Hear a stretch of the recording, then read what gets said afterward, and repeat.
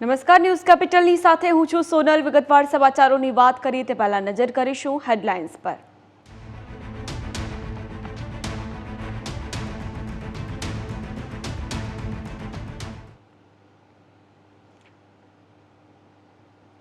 વિગતવાર સમાચારોની વાત કરીએ તો રાજકોટ અગ્નિકાંડ બાદ સરકારનો મોટો નિર્ણય। ગેમ ઝોન અને મનોરંજન સ્થળ અંગે રાજ્ય સરકારે નિર્ણય કર્યો છે। એનઓસી પર ચાલતા ગેમ ઝોનના માલિક સામે ગુનો નોંધવા માટેનો આદેશ કરવામાં આવ્યો છે। આઈપીસીની કડક કલમો અંતર્ગત ગુનો નોંધવા માટે આદેશ કરાયો છે। બિનજામીનપાત્ર કલમો લગાવવા આદેશ આપવામાં આવ્યા છે। રાજ્યના તમામ કલેક્ટર અને મ્યુનિસિપલ કમિશનરને આદેશ અપાયા છે। ગુજરાતમાં ધમધમતા હતા મોતના 20 ગેમ ઝોન। તો 20 ગેમ ઝોન એવા હતા જ્યાં થઈ શકી હોત આવી દુર્ઘટના। 8 મહાનગરોના ગેમ ઝોનનો રિપોર્ટ સરકારને સોંપાયો છે। તપાસના અંતે 20 ગેમ ઝોનને સીલ પણ કરવામાં આવ્યા છે। 81 ગેમ ઝોન હંગામી ધોરણે બંધ કરવાનો નિર્ણય કરાયો છે। આ સાથે 8 મહાનગરોમાં હાલ 101 ગેમ ઝોન બંધ કરવામાં આવ્યા છે।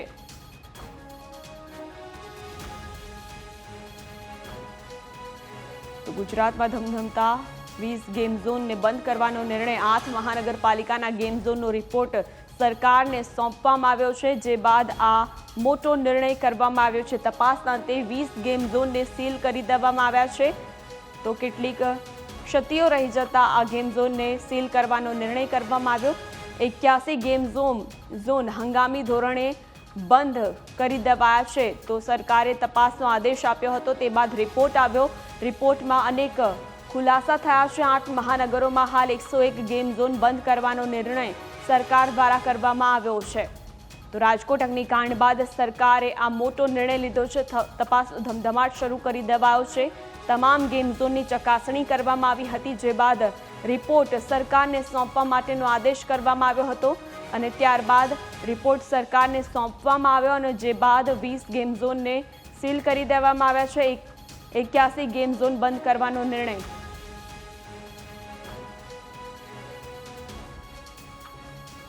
રાજકોટ આગકાંડ બાદ અમદાવાદમાં કાર્યવાહી કરવામાં આવી છે। તો લાયસન્સ વગર ચાલતા ગેમ ઝોન સામે કાર્યવાહી કરવામાં આવી છે। અમદાવાદના 4 ગેમ ઝોન સંચાલકો સામે ફરિયાદ દાખલ કરવામાં આવી છે। ગોતાના 2, નિકોલના 1 સંચાલક સામે ફરિયાદ નોંધાઈ છે। તો આનંદનગરના 1 ગેમ ઝોન સંચાલક સામે પણ ફરિયાદ થઈ છે। ગોતા વિસ્તારમાં આવેલા ફન ગ્રીટો, જોય એન્ડ જોય ગોતા, આનંદનગરમાં આવેલા ગેમિંગ ઝોન અને નિકોલ વિસ્તાર ફન કેમ્પસ સંચાલક વિરુદ્ધ ફરિયાદ નોંધાઈ છે। ગેમ ઝોનમાં ફાયર એનઓસી અને સ્ટ્રક્ચરમાં ભૂલ હોવાથી એએમસીએ તેને સીલ કર્યું હતું। પોલીસ પરવાનો ન હોવાથી ફરિયાદ નોંધાઈ છે। આઈપીસીની કલમ 336 અને જીપી એક્ટ મુજબ આ ગુનો નોંધાયો છે। રાજ્યભરમાં ફાયર સેફટી અને સ્ટ્રક્ચર વગરના તમામ ગેમ ઝોન સામે ગુનો નોંધવા માટે રાજ્ય સરકારે આદેશ કર્યો છે।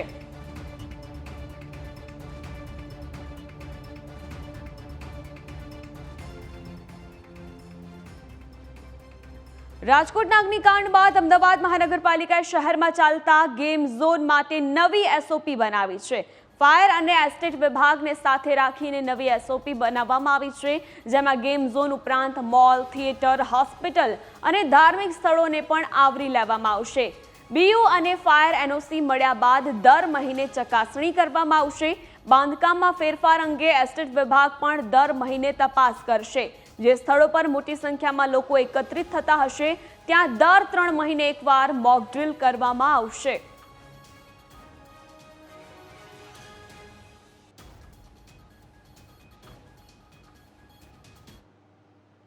પરમ દિવસે 34 જેટલા યુનિટની આપણે તપાસણી કરી હતી। એમાં 6 જેટલા યુનિટમાં આપણને એની પાસે બીયુ ના હોય અથવા ફાયરનું એનઓસી ના હોય એવી બાબત આપણા ધ્યાનમાં આવી હતી। એટલે એવા જે 6 યુનિટ છે, 6 યુનિટને આપણે સીલ કર્યા છે। પણ જે યુનિટની પાસે પરવાનગી છે એ પરવાનગી પ્રમાણેની કામગીરી પણ સ્થળ ઉપર છે કે કેમ એની ચકાસણી કરવા માટે થઈને મ્યુનિસિપલ કમિશનરશ્રીએ એના એક એસઓપી બહાર પાડ્યા છે। એ પ્રમાણે હવે એકવાર જે તે યુનિટ એની જે બાંધકામની પરવાનગી એટલે કે બીયુ પરવાનગી મેળવી લે, એના પછી જે તે વોર્ડના જે ઇન્સ્પેક્ટર અથવા તો એના આસિસ્ટન્ટ રિવ્યુ દર માસે એક વખત એ બિલ્ડિંગમાં ચકાસણી કરવાની રહેશે કે એમાં એના બાંધકામમાં કોઈ ફેરફાર થયો છે કે નહીં। રાજકોટ અગ્નિકાંડને લઈને સૌથી મોટા સમાચાર સામે આવ્યા છે। ગેમ ઝોનના ભાગીદાર પ્રકાશ હિરણનું પણ મોત નીપજ્યું છે। લોકોને બચાવવા જતા આગમાં હોમાયો હતો આ આરોપી। ડીએનએ મેચ થતા મોત થયાનો ખુલાસો થયો છે। ગેમ ઝોનમાં 60% માલિક હતો પ્રકાશ હિરણ। પ્રકાશ હિરણના ડીએનએ તેની માતા સાથે મેચ થયું છે। નોંધનીય છે કે આરોપીના મિત્રે ન્યૂઝ કેપિટલની ટીમનો સંપર્ક કર્યો હતો અને ઘટનાના 48 કલાક બાદ આરોપીનો પરિવાર ડીએનએ આપવા માટે તૈયાર થયા હતા। અમદાવાદથી પ્રકાશના માતાનું સેમ્પલ લેવાયું હતું જે મેચ થઈ ગયું છે। ભાગીદાર પ્રકાશ હિરણના પરિવારે ગઈકાલે તંત્રને રજૂઆત પણ કરી હતી। આ સાથે જ 48 કલાકથી પ્રકાશ હિરણ લાપતા હોવાની પણ અરજી કરવામાં આવી હતી। ન્યૂઝ કેપિટલે ઘટના સ્થળેથી આરોપી પ્રકાશની ગાડી શોધી પોલીસનું ધ્યાન દોર્યું હતું। એટલું જ નહીં, આરોપીની ગાડી હજુ સુધી ઘટના સ્થળે જ હતી।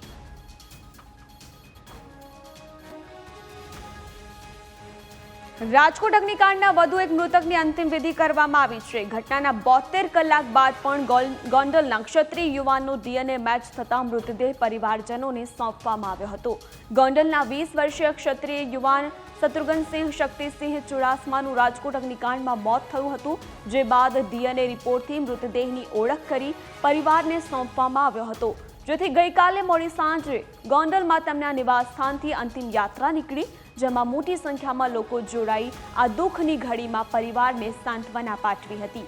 પરિવારના મોટા દીકરાની અણધારી વિદાયથી સમગ્ર પરિવાર શોકમગ્ન બન્યો છે, ત્યારે આરોપીઓ સામે કડકમાં કડક કાર્યવાહી કરવાની માંગ ઉઠવા પામી છે। અગ્નિકાંડ મુદ્દે આજે ગાંધીનગરમાં એસઆઈટીની બેઠક મળવાની છે। ગૃહ રાજ્યમંત્રી હર્ષ સંઘવી બેઠકમાં હાજર રહેશે। એસઆઈટીના અધ્યક્ષ સુભાષ ત્રિવેદી સહિતના સભ્યો પણ આ બેઠકમાં હાજર રહેવાના છે। અગ્નિકાંડની તપાસ અંગે ગૃહ રાજ્યમંત્રી સમીક્ષા કરશે। તપાસનો પ્રાથમિક રિપોર્ટ રજૂ કરાય તેવી પણ શક્યતા વ્યક્ત કરવામાં આવી છે।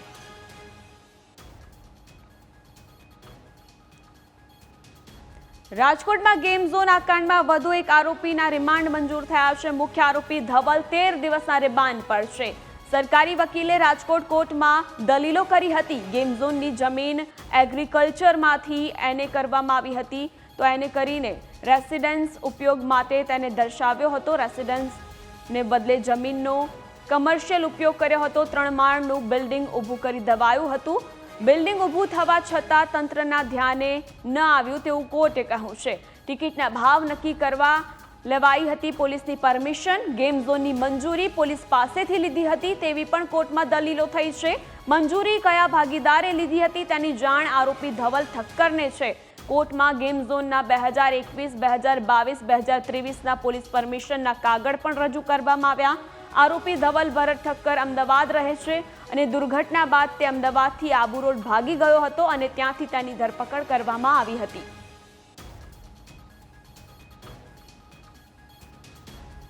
આજે ધવલ ઠક્કર નામના આરોપીને, જે ધવલ એન્ટરપ્રાઇઝ નામની પેઢીથી ગેમ ઝોન ચલાવતા હતા અને ગઈકાલે મોડી રાત્રે એટલે કે વહેલી સવારે આજે રાજસ્થાન અને ગુજરાતની બોર્ડર પરથી જેમની ધરપકડ કરવામાં આવી છે, એમને 14 દિવસના પોલીસ કસ્ટડીના રિમાન્ડની માગણી સાથે રજૂ કરવામાં આવ્યા હતા। આજે પણ ગઈકાલની જેમ વિસ્તૃત દલીલો ચાલી। સરકાર તરફે મેં રજૂઆત કરી, બાર એસોસિએશન તરફે પ્રમુખ સાહેબે રજૂઆત કરી અને આરોપીઓના વકીલોએ પણ વિસ્તૃતપણે રજૂઆતો કરી। જે તમામ રજૂઆતોના અંતે નામદાર અદાલતે આરોપીને 13 દિવસના એટલે કે તારીખ 10/6/2024ના સાંજના 4 વાગ્યા સુધીના પોલીસ કસ્ટડીના રિમાન્ડ પણ સોંપેલા છે। આરોપી તરફે મુખ્યત્વે એવી રજૂઆત હતી કે તેઓ આ બનાવ વિશે કંઈ જાણતા નથી, તેઓ માત્ર પગારદાર છે। આપ જુઓ તો આ કેસમાં દરેક આરોપી, જેટલા આરોપી પકડાય છે તેમ કે અમે તો પગારદાર છીએ, એટલે આ આરોપીની એક મોડસ ઓપરેન્ડી છે કે એ કોઈ જગ્યાએથી લીગલ સલાહ લઈને આ બોલતા હોય એવું લાગે છે, જ્યારે પેપર ઉપર આ આરોપી પોતે પ્રોપરાઇટર હોવાના દસ્તાવેજો રજૂ કરે છે અને અદાલત સમક્ષ એવું કહે છે કે અમે બધા પગારદાર માણસો છીએ। એટલે આરોપીની આ જે કુનેહપૂર્વકની નીતિ છે તેને ભેદવા માટે પણ પોલીસ કસ્ટડીની જરૂરિયાત હોવાની આપણી રજૂઆત હતી। તો રાજકોટ અગ્નિકાંડને લઈને કોંગ્રેસનો સૌથી મોટો આરોપ સરકાર દ્વારા મૃત્યુઆંક, મિસિંગ આંકનો છુપાવતો હોવાનો કોંગ્રેસે આરોપ કર્યો છે। 28ના બદલે 44 જિંદગી આગમાં સળગી હોવાનો કોંગ્રેસ દાવો કરી રહી છે। તો ટ્રિનિટી હોસ્પિટલમાં પ્રથમ 5 મૃતદેહ પહોંચ્યા હતા। તેવું ધાનાણીએ કહ્યું છે. અગ્નિકાંડના 4 દિવસ બાદ કોંગ્રેસની માનવતા જાગી છે. કોંગ્રેસ દ્વારા હેલ્પલાઇન ફોર મિસિંગ લાઈફ જાહેર કરવામાં આવ્યું છે. રાજનીતિથી ઉપરવટ લડાઈ લડવાની ગુજરાતને કોંગ્રેસે ખાતરી આપી છે. સત્તાવાર મૃત્યુઆંક તો 28 અટકાવી દેવામાં આવ્યો છે. ક્યાંય સત્યને છુપાવવાનો પ્રયાસ થયો છે. અંદાજિત 44 જેટલા ડેડ બોડી અથવા તો એના અવશેષો પ્રાપ્ત થયા હોવાનું સત્તાવાર અને બિન સત્તાવાર રીતે જાણવા મળી રહ્યું છે. જે ગુમસુદા લોકોના આંકડા પ્રસિદ્ધ કરવામાં આવ્યા છે એમાંય વિસંગતતાઓ છે. મિસિંગના આંકડાઓ જે સત્તાવાર રીતે પ્રસિદ્ધ કરવામાં આવ્યા એમાંય પોલીસ વિભાગ દ્વારા 28 લોકોને ગુમ જાહેર કરવામાં આવ્યા છે, જ્યારે કલેક્ટર વિભાગ દ્વારા 33 જેટલા લોકોને ગુમ થયેલા નોંધવામાં આવ્યાનું જાણવા મળ્યું છે. આ 4 વર્ષથી મોતનો માંડવો જે રાજકોટમાં બિનઅધિકૃત રીતે ઊભો હતો એને રોકવામાં, એને તોડવામાં, એના ઉપર નિયંત્રણ કસવામાં અધિકારીઓ અને પદાધિકારીઓ નિષ્ફળ નીવડ્યા. અને જ્યારે ભૂલકાઓ આ ઘટનાનો ભોગ બન્યા ત્યારે કેટલાય લોકો પોતાનું મોઢું છુપાવી રહ્યા છે, કેટલાય લોકો પોતાના જવાબદારીથી છટકી રહ્યા છે. સરકાર મને લાગે છે કે જ્યારે આવી કરુણ ઘટનાઓ બને ત્યારે સત્ય ઉપર પડદો પાડવાનો પ્રયાસ કરે છે. પણ કોંગ્રેસ પક્ષ અમે નક્કી કર્યું છે કે રાજનીતિ માટેના 100 અવસરો અલગ અલગ મળતા હોય છે. આ રાજનીતિનો વિષય નથી. લોકોના જીવનને બચાવવા માટે વિપક્ષ આ લડાઈને અંજામ સુધી લઈ જવાનો છે. 25 મે અને શનિવારથી હાલ પર્યંત મૃતકોની ઓળખ થઈ નથી અથવા હજુય ગુમ છે તેવા તમામ પરિવારોને મદદરૂપ બનવા કોંગ્રેસ પક્ષ દ્વારા હેલ્પલાઇન નંબર જાહેર કરવામાં આવે છે. Helpline for missing life. Helpline for missing life આ સંપર્ક નંબર એ ગુમસુદા જિંદગીઓને શોધવા માટેનો કોંગ્રેસનો નમ્ર પ્રયાસ છે. 99 799 00100 આ હેલ્પલાઇન નંબર ઉપર રાજકોટ શહેર, રાજકોટ જિલ્લો, સૌરાષ્ટ્ર અને સમગ્ર ગુજરાતમાંથી બનાવના દિવસથી આજ પર્યંત જે પરિવારો રાજકોટ અથવા સૌરાષ્ટ્રના પ્રવાસે આવ્યા હોય અને એમનો સંપર્ક ન થતો હોય, ગુમસુદા હોય, તો આ તમામ લોકોની વિગતે જાણકારી આ નંબર ઉપર પહોંચાડવા માટે હું ગુજરાતના જનજનને વિનંતી કરું છું. બદલી અને માત્ર બદલી કરીને અને નાના કર્મચારીઓને સસ્પેન્ડ કરીને એસઆઈટીની રચના કરીને સરકાર શું કરવા માંગે છે એ તમને લોકોને સ્પષ્ટ દેખાઈ આવે છે કે સરકારનો જો ઈરાદો હોય તો એને શું કરવું જોઈએ. તમે નહીં, કોર્ટે કીધું જ કે આમાં કમિશનરનું નામ કેમ નથી. આ હું નથી કહેતો, ગુજરાતની હાઈકોર્ટના જજ કહે છે.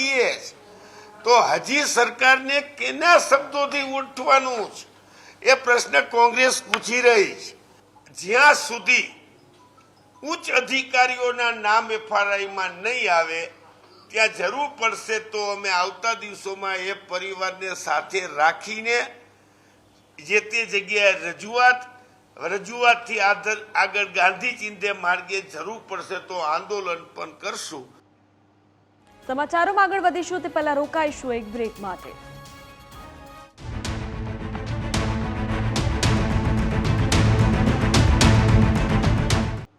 વિરામ બાદ સ્વાગત છે. આગળ વાત કરીએ સમાચારોની તો રાજકોટ અગ્નિકાંડમાં ટ્રિનિટી હોસ્પિટલના તબીબે કોંગ્રેસના દાવા બાદ પ્રતિક્રિયા આપી છે. ટ્રિનિટી હોસ્પિટલે કહ્યું છે કે આ દુર્ઘટના સાથે સંકળાયેલા કોઈ મૃતદેહ પણ તેમની હોસ્પિટલમાં નથી આવ્યા, તેમજ કોઈ ઇજાગ્રસ્ત વ્યક્તિ સારવાર માટે પણ નથી આવ્યા. પરેશ ધાનાણીએ અગાઉ નિવેદન આપ્યું હતું કે 5 મૃતદેહો ટ્રિનિટી હોસ્પિટલમાં આવ્યા હતા, જે બાદ હવે તબીબે ખુલાસો કર્યો છે. આ દુર્ઘટના સમયે તથા આજ દિન સુધીમાં અમારી હોસ્પિટલમાં આ દુર્ઘટના સંદર્ભે કોઈ ઇજાગ્રસ્ત વ્યક્તિ અથવા મૃતદેહ સારવાર માટે લઈ આવેલા નથી. રાજકોટ અગ્નિકાંડ મામલે સરકારે ભરેલ પગલાઓને અંગે અમિત ચાવડાના પ્રહારો। આ કોઈ કુદરતી ઘટના નહીં પણ સરકારે પ્રેરિત દુર્ઘટના છે। કમિશનની લાઈમાં તમામ નીતિ નિયમો નેવે મૂકવામાં આવ્યા છે। વારંવાર આવી ઘટનાઓ બને છે છતાંય સરકારે ચિંતિત નથી। અત્યાર સુધીમાં બનેલ એસઆઈટી પૈકી કેટલી ઘટનામાં કડક પગલાઓ લેવાયા તે મોટો સવાલ છે। નાના અધિકારીઓ પણ કાર્યવાહી થાય છે। માત્ર બદલીઓ કરવાથી નહીં ચાલે, તમામ સામે ફરિયાદો દાખલ કરીને માનવવધનો ગુનો નોંધવો જોઈએ। સરકારની કામગીરીમાં મગરમચ્છ છટકી જાય અને માછલીઓ પકડવા જેવી ઘટના છે। રાજકોટ મહાનગરપાલિકાને સુપરસીડ કરવામાં આવે તેવી અમારી માંગણી છે। રાજકોટમાં ગેમ ઝોનમાં જે આગનો ગોજારો બનાવ બન્યો ને લગભગ 32 કરતાં વધારે માસૂમ બાળકો ને અન્ય લોકોના મોત થયા। આ કોઈ કુદરતી અકસ્માત નથી, પણ સરકાર સર્જિત ગુનાહિત બેદરકારીને કારણે બનેલો બનાવ છે। ને જે કમિશન કમલમમાં પહોંચાડવા માટેની સિસ્ટમ બની છે, એમાં વહીવટી તંત્રના અધિકારીઓ પણ એનો હાથો બને છે, માધ્યમ બને છે ને સત્તામાં બેઠેલા લોકો કમિશનની લાઈમાં તમામ નીતિ નિયમોને નેવે મૂકે છે। પરસોત્તમ રૂપાલા સામે મૃતકના પરિવારજનોમાં રોષ જોવા મળ્યો છે। સિવિલ હોસ્પિટલ પહોંચતા રૂપાલા અને રામ મોકરિયાને પરિવારજનોએ ઘેર્યા હતા। ઘટનાના ચોથા દિવસે સિવિલ હોસ્પિટલ પહોંચ્યા હતા રૂપાલા। મૃતકના પરિવારજનોએ રૂપાલા સામે રોષ વ્યક્ત કર્યો છે। મૃતદેહ ન મળતા પરિવારજનોને હેરાન થઈ રહ્યા છે। પરસોત્તમ રૂપાલાએ કહ્યું, તપાસ માટે એસઆઈટીની રચના કરવામાં આવી છે। સસ્પેન્ડ કરવા એ કાર્યવાહીનો પણ એક ભાગ છે। હજુ મોટી કાર્યવાહી થઈ શકે તેમ છે। તપાસ પર મુખ્યમંત્રી નજર રાખી રહ્યા છે તેવું પરસોત્તમ રૂપાલાનું કહેવું છે। આ ઘટનામાં દાખલારૂપ કાર્યવાહી થશે તેવું રૂપાલાએ કહ્યું છે। જવાબદારો સામે જરૂરી કાર્યવાહી થશે। પરિવારજનોની મદદ માટે તૈયાર છીએ। પરિવારજનોની લાગણીને અનુરૂપ એક્શન લેવાય તેવા પ્રયાસો કરવામાં આવી રહ્યા છે।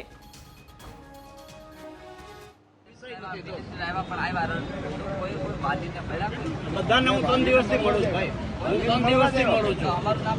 મારી પાસે નામ હોય અમે ત્યાં બધાને બેઠા ને ત્યાં બેઠા જ અમે 3 દિવસ થયા છે। મારી વાત સાંભળો, આખે આપણા ગુજરાત સરકારમાં ખાલી 48 કલાકમાં 27 રિપોર્ટ મેચ નથી કરતો સરકાર। મારો ભાઈ જોબ કરતો બાદ નોકરી કરતો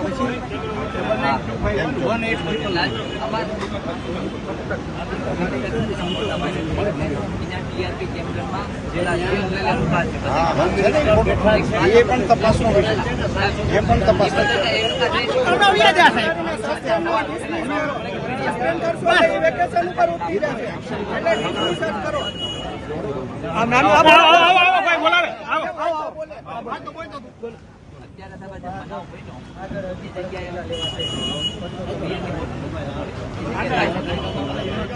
એ નહોતું જ વ્યાજબી, એટલા માટે જ મુખ્યમંત્રીશ્રીએ સીટની રચના કરી। હું અહીંયા બીજે જ દિવસે સવારે 8 વાગ્યાનો અહીંયા જ છું। અહીંયા આ સ્થળે હું નહોતો આવ્યો, એટલી વાત તમારી સાચી છે। હું અહીંયા જ હતો, હું તંત્ર સાથે સંકળાયેલો હતો, તંત્ર સાથે કોર્ડિનેટ કરતો હતો।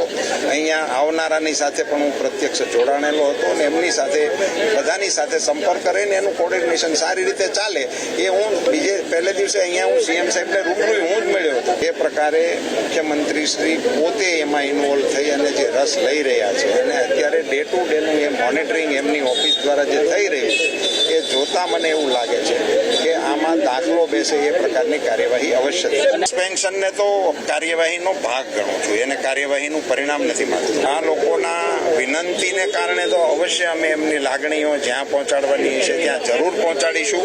એ ઉપરાંત અમે એની લાગણીને અનુરૂપ એક્શન આવે એ દિશાના પ્રયાસો। સમાચારોમાં આગળ વધીએ તે પહેલા લઈશું એક બ્રેક।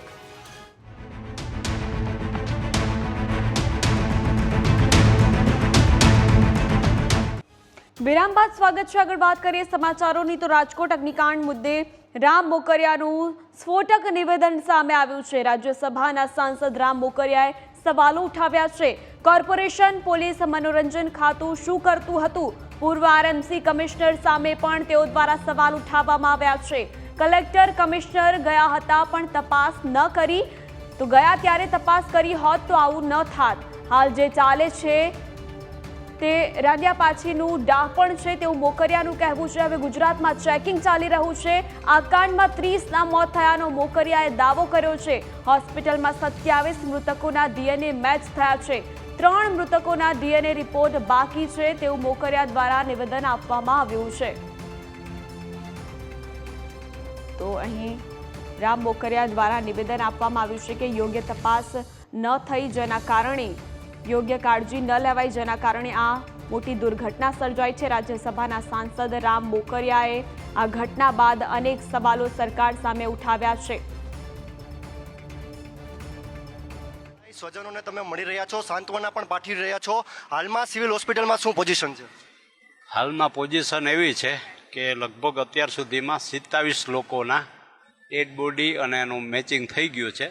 3 બાકી છે, એ લગભગ કાલે પતી જશે. એમાં એક યુએસએથી જે આવ્યો એનું સેમ્પલ લેવાઈ ગયું છે. એક ઓલું ડેસર કરીને છે યુપી ગોરખપુરનો જે કર્મચારી ત્યાં, એનું સેમ્પલ લેવાઈ ગયું. અને પ્રકાશભાઈ જૈન જે કદાચ આરોપી છે મને લાગે, એનું સેમ્પલ અમદાવાદથી લેવાઈ ગયું. એટલે કાલે એ પણ 3 આવી જશે. એટલે 27નું આજે અત્યાર સુધીમાં જે વેરાવળના છે એને સોંપી દે, અને 3 કાલે સાંજ સુધીમાં બપોર સુધીમાં ક્લિયર થઈ. રામભાઈ 27ના થઈ ચૂક્યા છે અને 3ના બાકી છે, એટલે ટોટલ 30 જેટલા મોત અત્યારે સામે આવી રહ્યા છે. આ 30 જ છે. હાલ અત્યારે રામભાઈ કઈ પ્રકારની વ્યવસ્થા સિવિલ છે? ગામમાં જે વાતો ચાલે છે મીડિયામાં કે આટલા છે ને આટલા છે ને 40 છે 50 છે, એવી વાત ખોટી છે. માત્ર 30 જ છે ને જે મિસિંગ હતા એ પણ આમાં આવી ગયા છે. હવે ઇનકેસ કોઈ પાછું આવે રજૂઆત કરવા કે અમારું મિસિંગ, તો જુદી વાત છે, પણ મોટે ભાગે 30 છે. અત્યાર સુધીમાં કેટલાને બોડી સોંપી દેવામાં આવી છે અને કેટલા પરિવારજનો બાકી રહ્યા છે? 24ને સોંપી દીધા, 3ને અત્યારે સોંપે છે. વેરાવળવાળા જે છે એને, એમાં 2 વેરાવળના છે અને 1 બેન અહીંના છે. એક જ પરિવારના છે. સાળો ઓલા એના વાઈફ અને એની સાડી, અને એક વેરાવળના ભાઈ જે એના મેરેજ થયા હતા. રામભાઈ, તમે એક પ્રતિષ્ઠિત સાંસદ છો, તમને લાગે છે કે તમારી આટલા વર્ષની કારકિર્દીમાં આ પ્રકારની ઘટના જોઈ, અને ખાસ કરીને જ્યારે શહેરના પોલીસ કમિશનર હોય, શહેરના મ્યુનિસિપલ કમિશનર હોય, તેની બદલી થાય, 7 અધિકારીઓ જવાબદાર છે એ સસ્પેન્ડ કરવામાં આવે?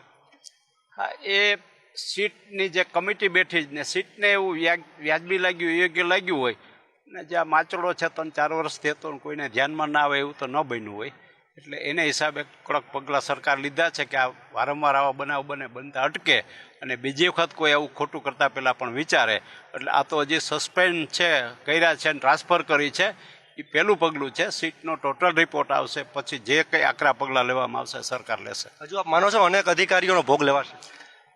ભોગ તો નહીં લેવાય, પણ જે લોકો ગુનેગાર છે કે જે ગુનેગાર સાબિત થશે એની સામે એક્શન લેવાશે. પછી સરકાર છે અને કોર્ટ છે, એમાં તો જે કોર્ટને વ્યાજબી લાગશે એ સજા થશે, કે જે કંઈ થશે એ કાયદેસરના પગલાં ભરવામાં આવશે. રામભાઈ, તમારી છાપ હંમેશા એવી છે, સત્ય બોલો છો ને મોઢે બોલો છો. લાગે છે કોર્પોરેશને રેગ્યુલર ચેકિંગ કર્યું હોત તો આજે આ દિવસ ન જોવો પડ્યો હોત. મારી વાત સાચી છે.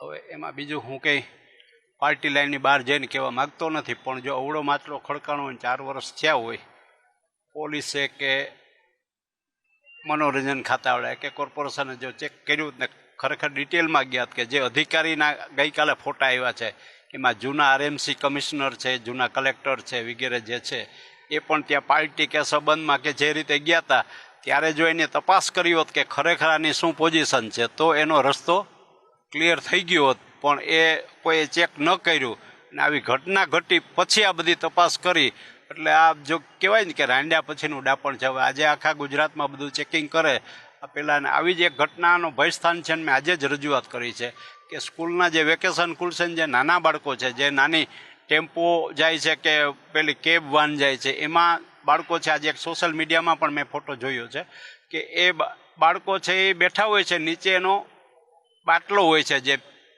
સીએનજી ગેસનો, સસ્તી પડે ડ્રાઈવ એટલા માટે. તો એમાં ગમે ત્યારે કંઈ પણ બન્યું હોય, બાટલો ફાટ્યો એટલે એમાં જે કંઈ બનવાનું છે બનશે. એટલે એના માટે પણ આજે ધ્યાન દોર્યું છે કે અગાઉથી પગલાં લે કોઈ, જેથી કરીને કોઈ નાના બાળકોની જિંદગી હોમાઈ ન જાય ને પછી પાછળથી આ બધું કરવું પડે.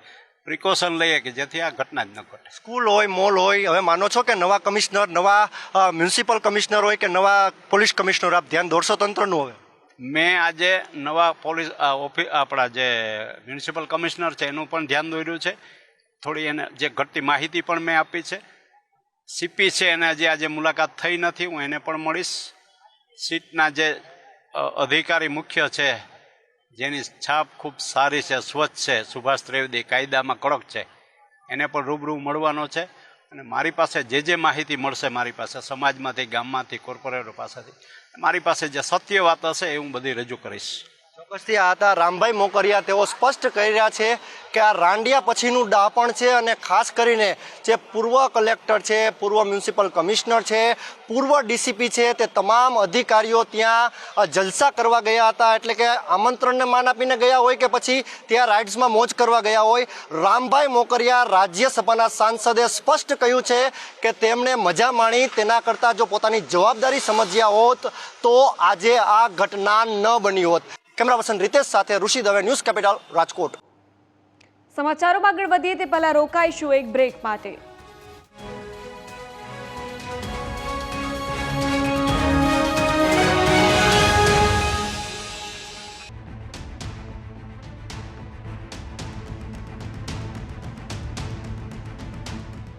રાજકોટમાં કેટલાક માસૂમોના મોત બાદ હાઈકોર્ટની ફટકાર બાદ સરકારે રાજ્યભરના ગેમ ઝોનમાં તપાસનો સપાટો બોલાવ્યો હતો.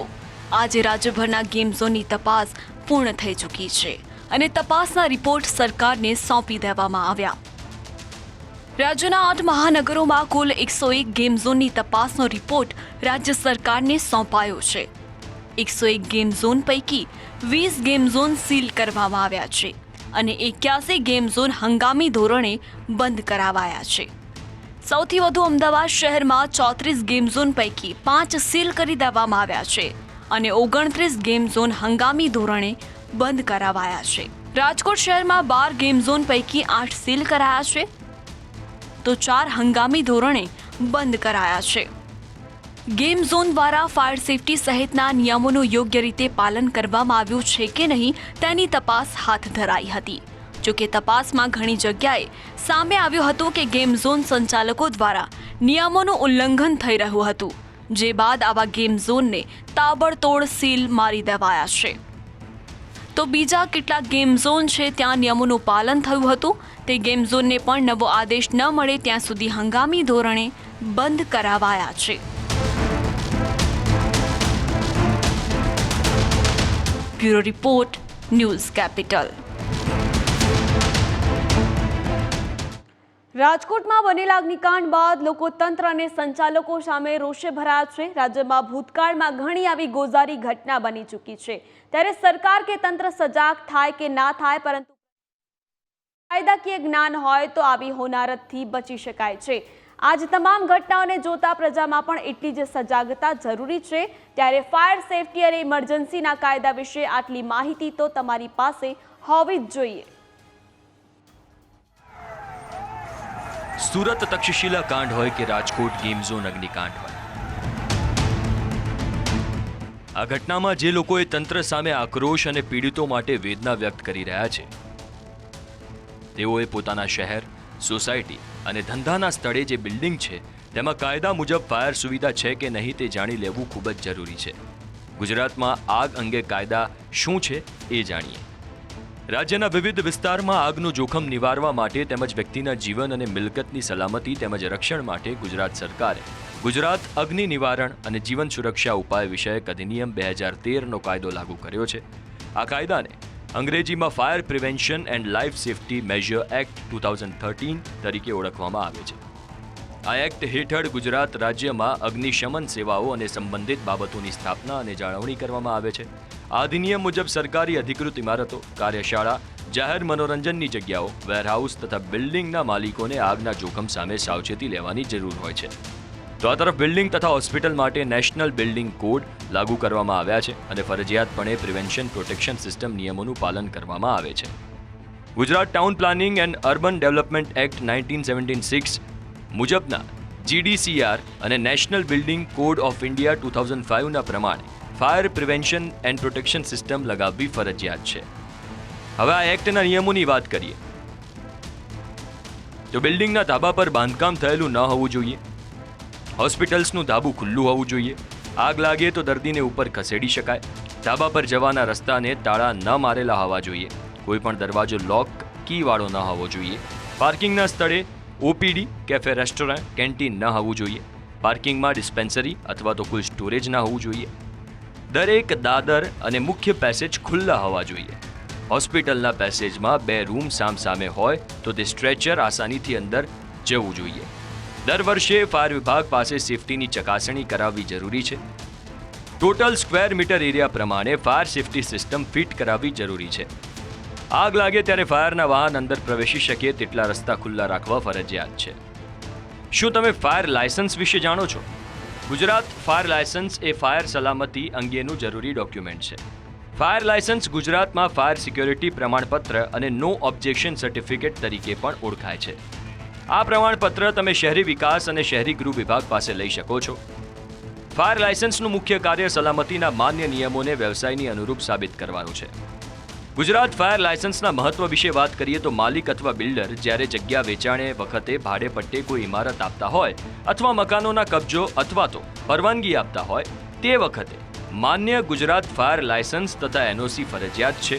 ગુજરાત ફાયર લાયસન્સ અથવા એનઓસી મળવું મતલબ વ્યવસાય શરૂ કરવા માટેની કરવી પડતી પ્રક્રિયાઓમાંની એક પ્રક્રિયા. તો આ તરફ ઓપરેટિંગ સિનેમા હોલ અને મલ્ટીપ્લેક્સની પરવાનગી, કોઈપણ વ્યવસાય, વેપાર અથવા ધંધો ફક્ત ત્યારે જ રિન્યૂ કરવામાં આવતો હોય છે જ્યારે માન્ય ફાયર સુરક્ષા પ્રમાણપત્ર એનઓસી ધરાવતા હોય. રાજ્યમાં કોઈપણ વ્યવસાય કે ધંધો શરૂ કરતા પહેલા એનઓસી અથવા તો ગુજરાત ફાયર લાયસન્સ કઢાવવું ફરજિયાત છે. જો તમે આમ ન કરો તો તમે ગુનાને પાત્ર થાઓ છો. તેથી fire prevention and life safety major act હેઠળ એનઓસી કઢાવવી ફરજિયાત છે. ત્યારે જો તમારે એનઓસી કઢાવી છે તો તેના માટે કયા દસ્તાવેજો જોઈશે તે વિશે વાત કરીએ.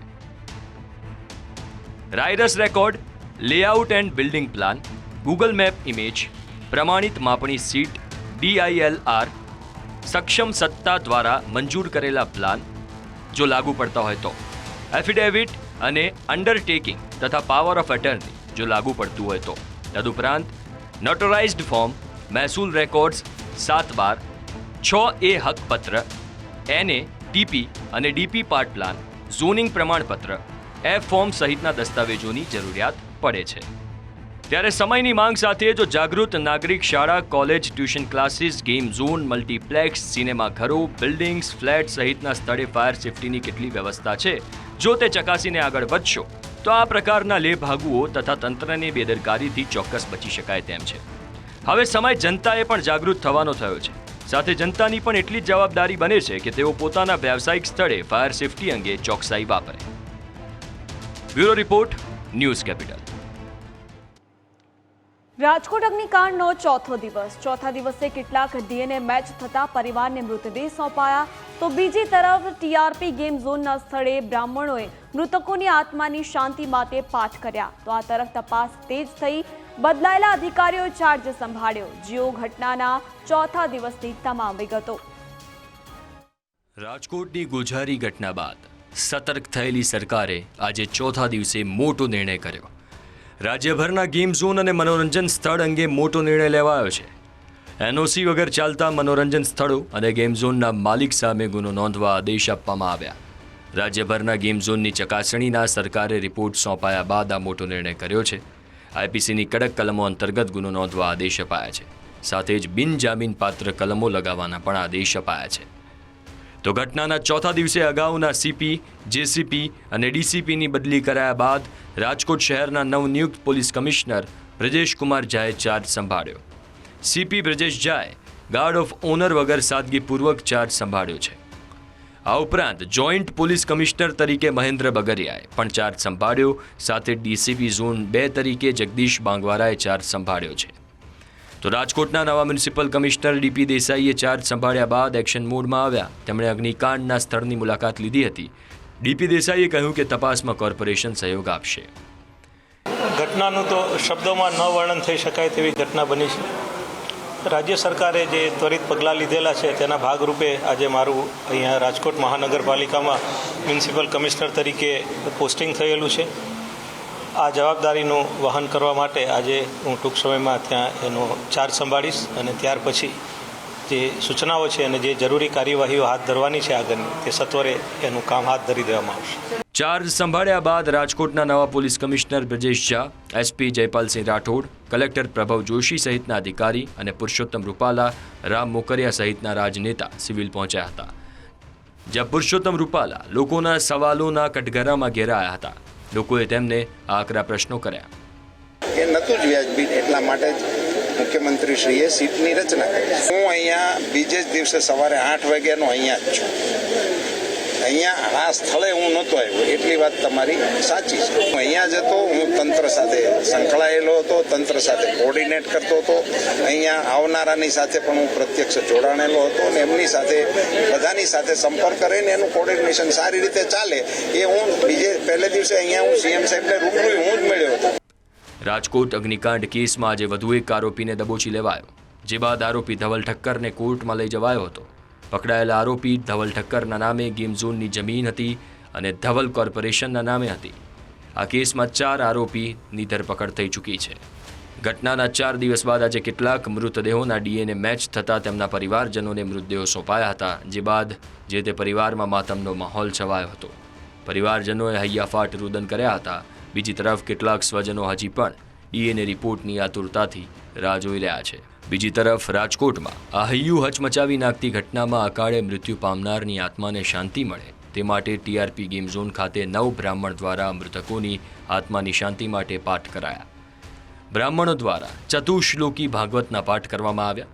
ગેમ ઝોન ખાતે દૂધ, તલ, પાણી અને તુલસી સમર્પિત કરીને બ્રાહ્મણો દ્વારા મૃતકોની આત્માની શાંતિ માટે પાઠ કરાયા. Bureau report, news capital. સમાચારોમાં આગળ વધીશું તે પહેલા રોકાઈશું એક બ્રેક માટે.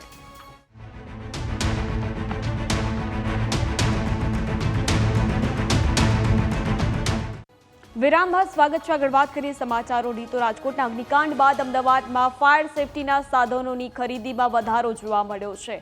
હોટલો, કાફે અને થિયેટર સહિતની જગ્યાઓના સંચાલકોએ ફાયર સેફટીના સાધનોની ખરીદી કરી છે. ફાયર સિલિન્ડર, ફાયર બોલ, હોઝ રીલ અને ફાયર અલાર્મ સહિતના સાધનોની ખરીદી કરવામાં આવી રહી છે. રાજકોટ અગ્નિકાંડ બાદ લોકોમાં ડર અને જાગૃતિ બંને એક સાથે જોવા મળી છે. શનિવારે રાજકોટના ટીઆરપી ગેમ ઝોનમાં જે અગ્નિકાંડની ઘટના બની તેને લઈ સતત 4 દિવસથી સરકારનું વિવિધ સ્થળો પર ચેકિંગ ચાલી રહ્યું છે. તો લોકોમાં તેને લઈને કેટલી અવેરનેસ આવી છે કે કેટલાક એવા કેફેસ છે, થિયેટર છે, હોટેલો છે કે ગેમ ઝોન છે કે જ્યાં ફાયર સેફટીના સાધનો નહોતા, જ્યાં ફાયર સેફટીના સાધનોનો અભાવ હતો અને સરકારના ચેકિંગ બાદ જે લોકો છે તે ફાયર સેફટીના સાધનો ખરીદવા માટે જઈ રહ્યા છે. તો હાલ હું અત્યારે ફાયર સેફટીના સાધનો વિક્રેતા છે તેની સાથે તે આપણી સાથે જોડાઈ ચૂક્યા છે. તો આપણે તેની સાથે વાતચીત કરીએ કે રાજકોટની અગ્નિકાંડની ઘટના બાદ લોકોમાં કેટલી અવેરનેસ આવી છે અને ફાયર સેફટીના સાધનોના વેચાણમાં કેટલો વધારો થયો છે. જી, મારું નામ સૈફી જીરુવાલા છે. અમારી દુકાન રિલીફ રોડ જકરિયા મસ્જિદ પાસે છે અને અમે ઘણા ટાઈમથી ફાયર ઇક્વિપમેન્ટ્સનું સેલ કરે છે. ફાયર સેફ્ટીની બધા ઇક્વિપમેન્ટ્સ અમારે ત્યાં મળી જાય છે અને પ્રોપર ક્વોલિટી મળે છે. આજે રાજકોટની ઘટના થઈ, સૌથી પહેલાં તો અમારે એનું ઘણું રન છે કે આવું ના થવું જોઈએ, કે હમણાં માહોલને જોઈને ફર્સ્ટ પ્રાયોરિટી સેફ્ટીની જ હોવી જોઈએ, પછી બીજું ઇક્વિપમેન્ટ્સ જોવા જોઈએ.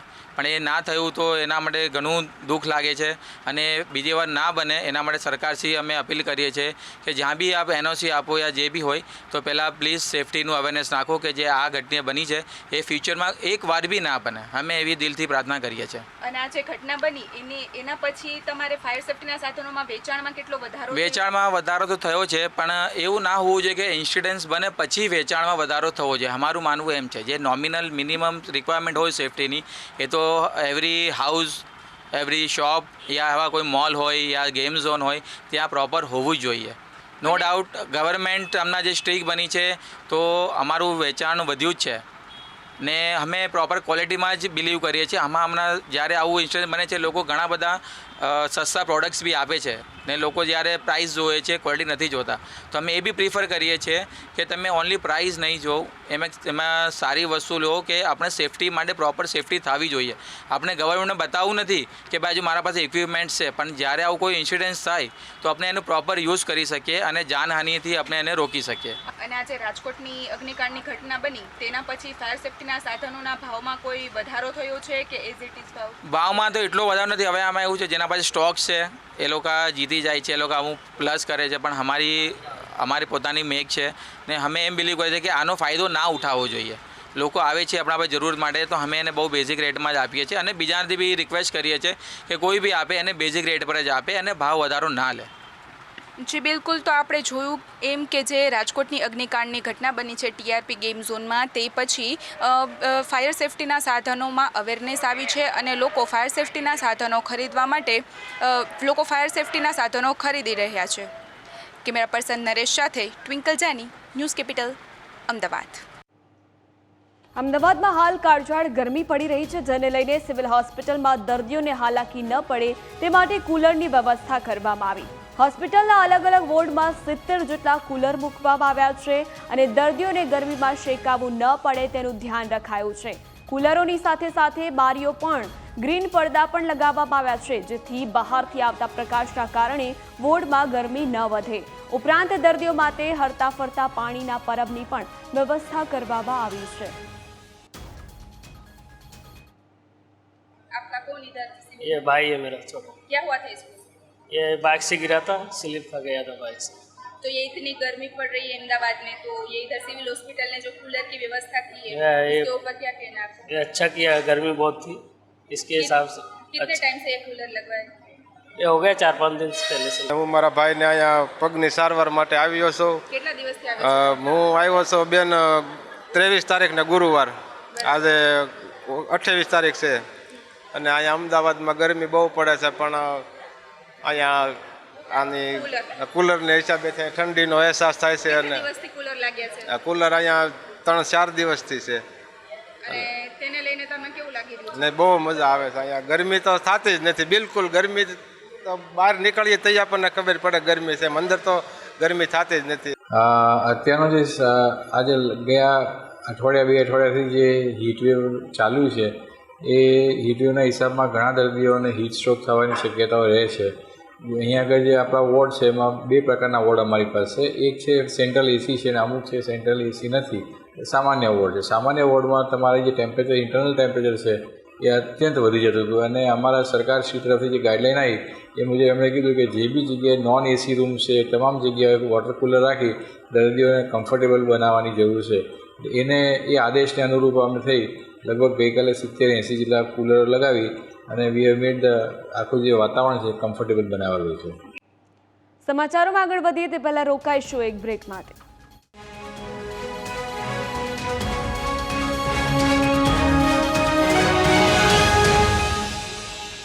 વિરામ બાદ સ્વાગત છે. આગળ વાત કરીએ સમાચારોની તો સોનપરી કેરી લોકોમાં અનોખું આકર્ષણ ધરાવે છે અને જે વાતાવરણમાં અન્ય કેરીઓ ટકી નથી શકતી તે વાતાવરણમાં પણ સોનપરી કેરી ટકી જઈ લોકોની જીભ મીઠી કરવા માટે તૈયાર થાય છે.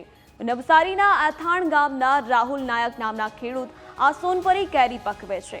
નવસારી કૃષિ યુનિવર્સિટીએ સંશોધન કરીને વિષમ વાતાવરણમાં પણ ટકી રહે તેવી કેરીનું સંશોધન કર્યું છે. આકરા તાપ અને માવઠામાં પણ આ કેરી ટકી રહેવા માટે સક્ષમ છે. સોનપરી કેરી પોતાના આગવી મીઠાશ માટે પણ જાણીતી છે અને તેનું વજન પણ અન્ય કેરી કરતાં વધારે હોય છે, જેથી વધારે ઉત્પાદન પણ મળી રહે છે. મિત્રો, ખાસ કરીને આ સોનપરી હાઇબ્રિડ છે એટલે રેગ્યુલર બેરર છે. રેગ્યુલર બેરર એટલે દર વર્ષે આપણને આ કેરી મળે છે. બીજું કે છેલ્લા 3 થી 4 વર્ષની અંદર આપણે ક્લાઇમેટ ચેન્જનું વાતાવરણમાં આંબાને ખૂબ જ અસર થઈ રહી છે. એવી પરિસ્થિતિની અંદર છેલ્લા 4 થી 5 વર્ષમાં આ સોનપરી વેરાયટીમાં કોઈ જાતના ફેરફારો જોવા વધારે મળ્યા નથી અને કેસર કદાચ ફેલ થઈ જઈ શકે, પણ સોનપરીની અંદર સારામાં સારું બેરિંગ દર વર્ષે આપણને મળે છે.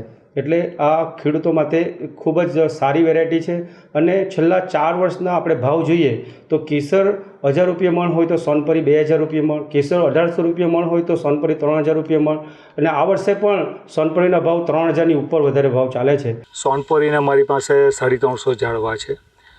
સોનપરીના ગુણધર્મો ખૂબ સારા છે, ખૂબ મીઠાશવાળી કેરી છે. કેસર અને હાફૂસ કરતાં પણ ખૂબ મીઠાશવાળી અને ખૂબ ટકાઉ કેરી છે.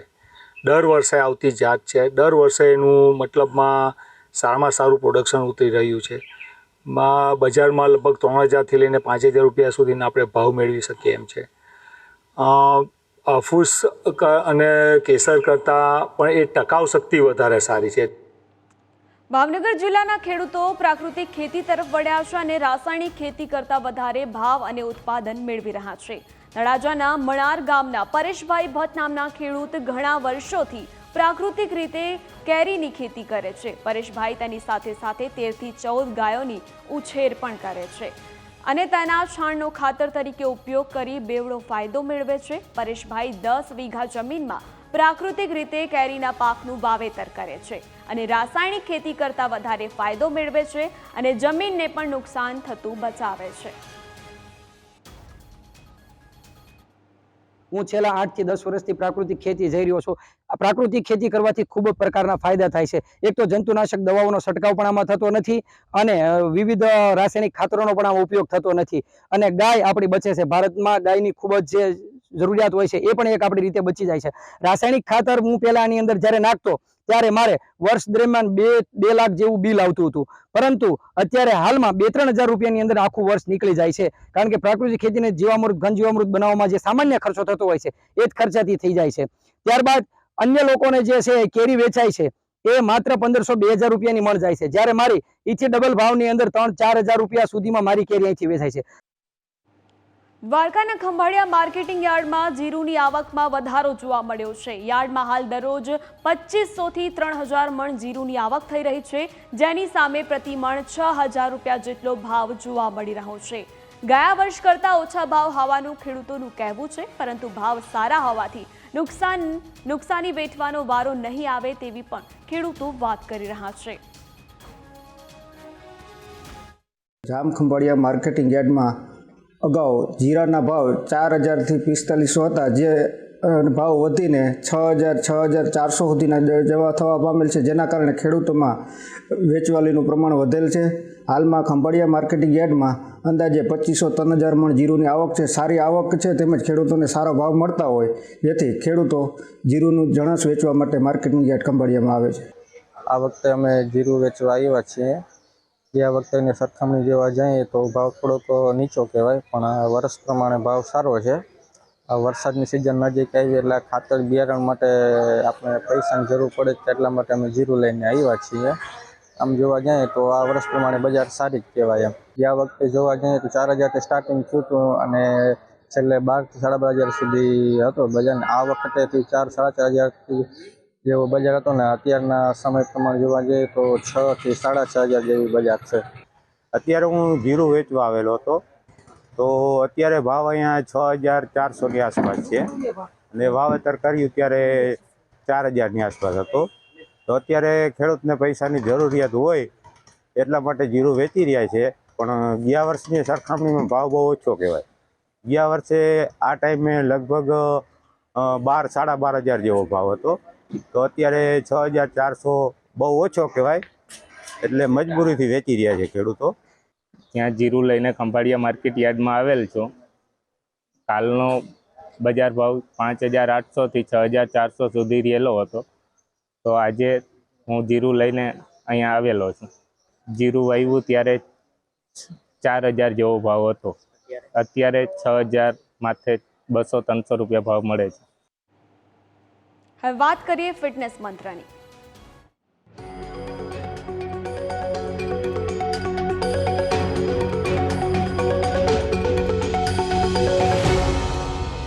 નમસ્કાર, તિરુપતિ પ્રેઝેન્ટ્સ ફિટનેસ મંત્રમાં મારો તમને એક સવાલ છે કે આટલી ગરમીમાં ડિહાઇડ્રેશનથી બચવા તમે કેટલું પાણી પીવો છો?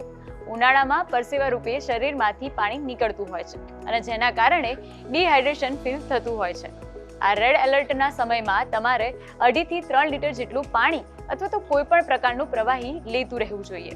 પાણીની સાથે સાથે તમે પાતળી લસ્સી, લીંબુ પાણી, છાશ, જ્યુસ, નારિયેળ પાણી કે પછી કેરીનો રસ જેવા ઠંડા પીણા પણ લઈ શકો છો. સાથે પાણીથી ભરપૂર એવા તરબૂચ, ટેટી, અનાનસ, સંતરા, દ્રાક્ષ જેવા ફળો પણ લઈ શકો છો.